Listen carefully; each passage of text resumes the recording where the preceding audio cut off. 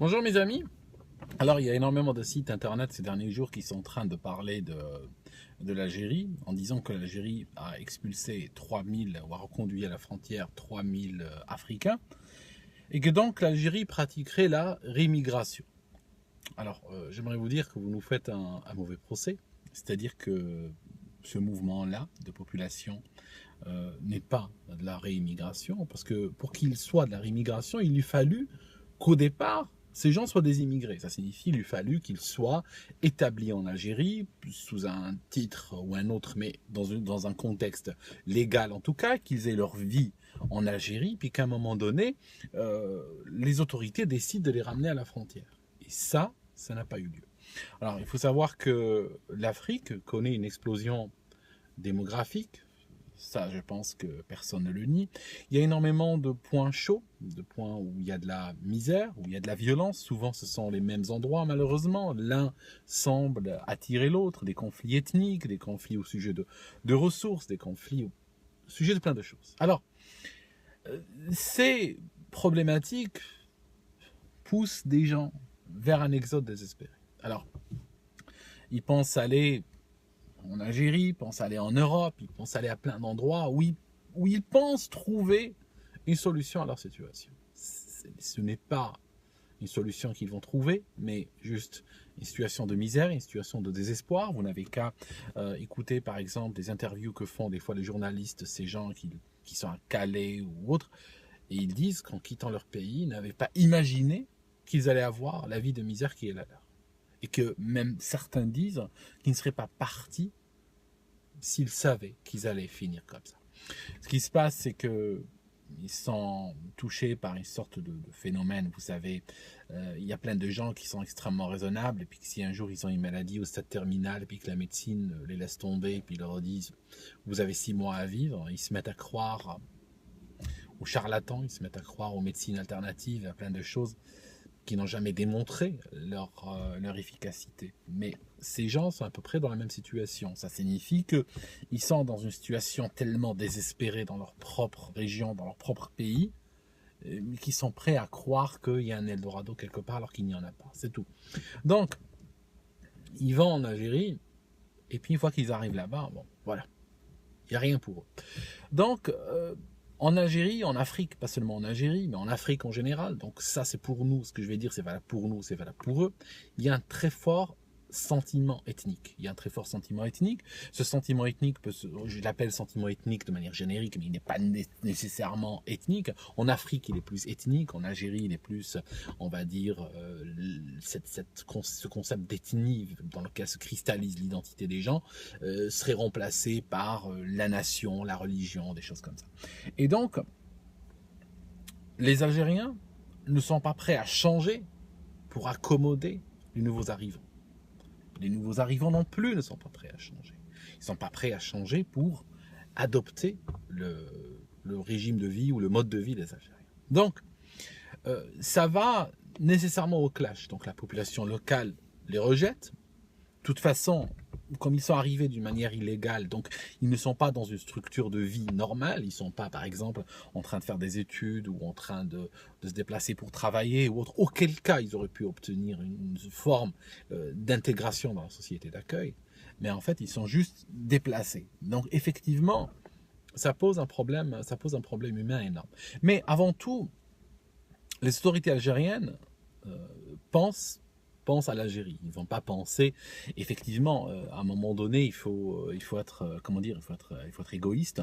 Ils ne vont pas penser à ce que vont devenir ces Africains, ou à ce que vont devenir... Parce que si vous ouvrez cette question-là, vous dites, oui, mais bon, ils n'ont pas de chance, ils sont nés dans un endroit... Nous non plus, de la perspective de beaucoup de pays, on n'a pas eu de chance. Hein. Nous non plus, en Algérie, ce n'est pas l'Eldorado non plus. Donc, c'est pas... ce discours-là peut toujours être attaqué de cette manière. D'une autre chose également, c'est que si vous ouvrez cette boîte-là en disant « mais que vont-ils devenir ?» Alors là, il ne s'agirait pas de 3000 personnes, mais là, il s'agirait de 300 millions ou plus. C'est pas... Si ces 3000 personnes étaient 3000 personnes qui souffraient en Afrique et puis qu'on les rejetait d'un pays à l'autre ou autre, bien sûr qu'on les aurait acceptés, bien sûr ça aurait été très bien de les accepter et régler le problème de ces 3000 personnes de manière définitive. Ce n'est pas cela le problème. Le problème, c'est que il n'y en a pas 3000, il y en a des centaines de millions. C'est ça le problème. Et ça signifie, c'est clairement au-delà de ce que tu peux faire ou de ce que tu peux aider. Alors, il y a aussi un autre point, mais c'est peut-être plus un point de droit qu'autre chose, dans le sens où quand on te demande de dessiner un pays, tu dessines les frontières. Hein, c'est la première chose, tu représentes un pays par ses frontières. Une fois qu'on passe les frontières, quand on arrive à cette ligne virtuelle que constitue la frontière, de part et d'autre de la ligne, généralement, il y a une langue différente, les lois sont différentes, il y a une histoire différente, une langue différente. Et à ce moment-là, cette ligne va te signaler le début d'un nouveau pays. D'accord? Comme un petit peu ton pas de porte va signaler aux gens l'arrivée dans le territoire privé de quelqu'un d'autre. Et à ce moment-là, franchir cette ligne, l'Algérie ce n'est pas la Corée du Nord non plus, il est possible de franchir cette ligne, mais dans le contexte d'un certain nombre de lois établies par le pays en question. Chaque pays établit des lois, les lois algériennes existent et elles sont considérées comme raisonnables par la communauté internationale. Il est possible d'obtenir un visa pour travailler, pour étudier, pour rejoindre sa famille, Il y a énormément de contextes légaux dans lesquels, qui permettent en fait d'arriver en Algérie.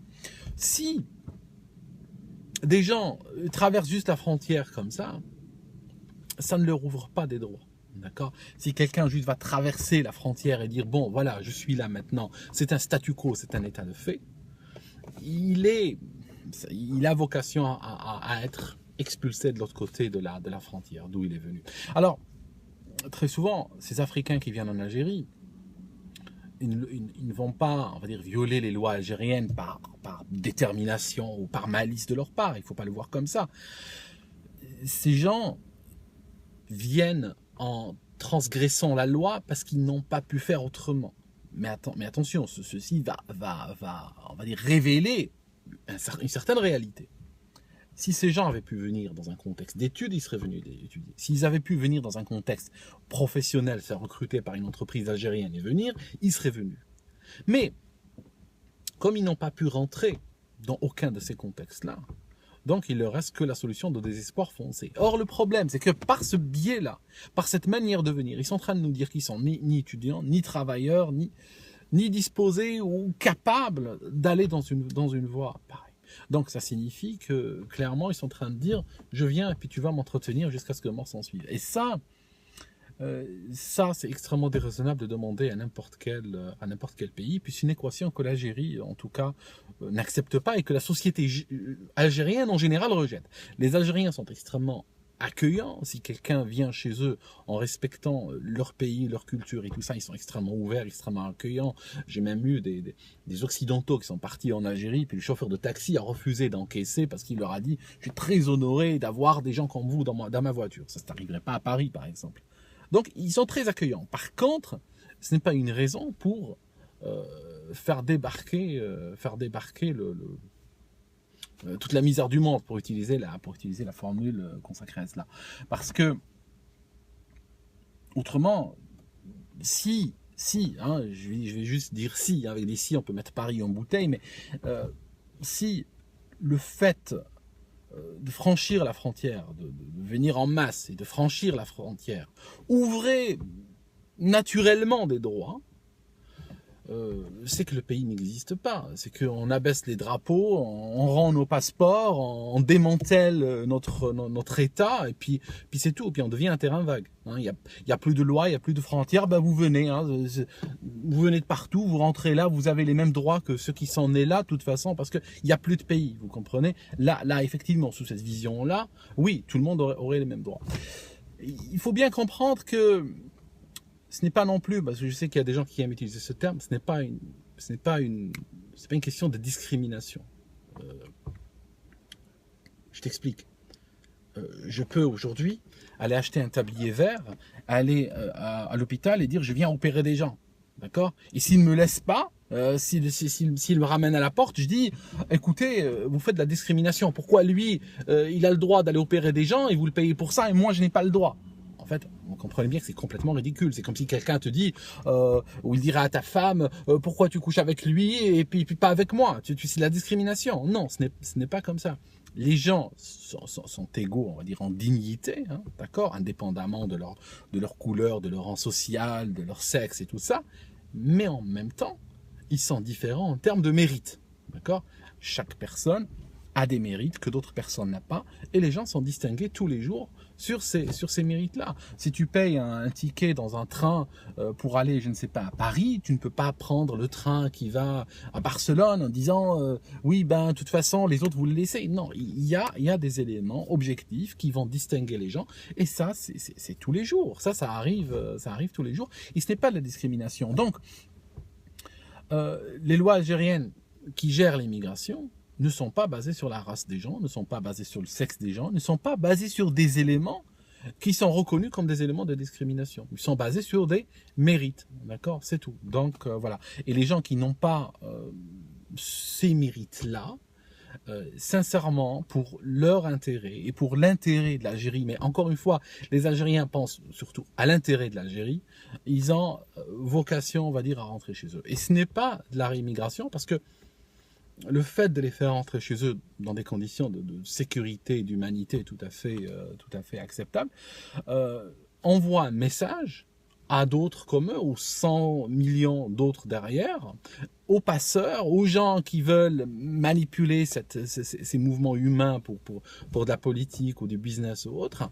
Ça leur envoie un signal fort comme quoi ici on ne joue pas à ce jeu. Ça leur dit ici, cet endroit n'est pas intéressant. Ça signifie que plus tard, quand un passeur offre des tickets vers l'Algérie, il dit voilà, je vous offre un passage vers l'Algérie, eh ben, il n'y a personne qui est prêt à acheter cela. Parce qu'ils disent écoute, les Algériens, on les connaît. Tu y vas, hein, qu'est-ce qui se passe? Et ils te chopent dans la rue et puis ils te renvoient. Donc ça ne sert à rien que je perde mon argent, mon temps à aller en Algérie. Donne-moi une autre destination. Donne-moi une destination où si j'arrive, ils sont forcés de me loger, ils sont forcés de me nourrir, ils sont forcés de... Voilà. Là, c'est une destination beaucoup plus intéressante pour laquelle il y a effectivement, on peut imaginer la constitution de tout un réseau économique qui vit sur ce trafic-là, qui vit vers du trafic d'humains vers ce genre de destination. Mais l'Algérie ne veut pas être cela. C'est comme par exemple pour les histoires d'otages. Par exemple, n'importe quel terroriste en herbe dans le monde sait que quand il a des otages avec un passeport algérien, soit il doit les relâcher tout de suite, soit s'il les tue, soit... Mais il sait une chose, il sait que ça ne vaut pas un centime. Et il le sait. Parce que l'Algérie ne paye jamais. Il n'y a pas un seul cas documenté où l'Algérie a payé pour un otage algérien. Alors ce qui se passe, c'est que très souvent, contrairement aux apparences, contrairement à une dialectique émotionnelle qui dit oui, ils abandonnent leurs citoyens et tout, moi je suis content que l'Algérie n'a jamais payé pour ses citoyens. Parce que qu'est-ce qui se passe? Aujourd'hui, s'il y a un autocar qui est arrêté quelque part, je ne sais pas, dans un pays à trouble, s'il y a 3 Algériens dans l'autocar, généralement les terroristes ne vont pas le toucher. Parce qu'ils savent que ça vaut strictement rien. Alors que il y a des terroristes occidentaux, il y a des gens qui ont des passeports occidentaux qui généralement se retrouvent à être vendus aux enchères. Un premier groupe terroriste les prend, il les vend à un autre, qui les vend à un autre, qui les vend à un autre, qui se sont en mesure de négocier avec le pays pour obtenir de l'argent. D'accord? Donc c'est pareil, c'est une fois que vous créez un système comme ça, après, bon, vous ouvrez la boîte de Pandore. C'est pareil pour l'immigration. Si on permettait que des gens arrivent en violant les frontières, en ne respectant aucune loi, et en arrivant, et qu'ils puissent s'établir, et puis après envoyer des selfies à leur famille, c'est clair qu'à ce moment-là, on ouvre la boîte de Pandore et on devient une destination de choix. Et après, bon, sky is the limit, comme on dit en anglais, signifie le ciel est la limite. Hein. De toute façon, tu sais bien que si tu veux 100 000, il y en aura 100 000. Si tu veux 1 million, il y en aura 1 million. Si tu veux 100 millions, il y en aura 100 millions. Hein. C'est clair, il n'y a pas de limite à ce jeu-là. C'est tout. Donc voilà, je voulais vous dire qu'il ne s'agissait pas de réimmigration. J'ai été un petit peu heurté par l'utilisation un petit peu abusive de ce mot. Donc j'ai voulu un petit peu vous remettre tout cela dans le contexte. Et puis voilà, je vous laisse mes amis et puis je reviens une autre fois.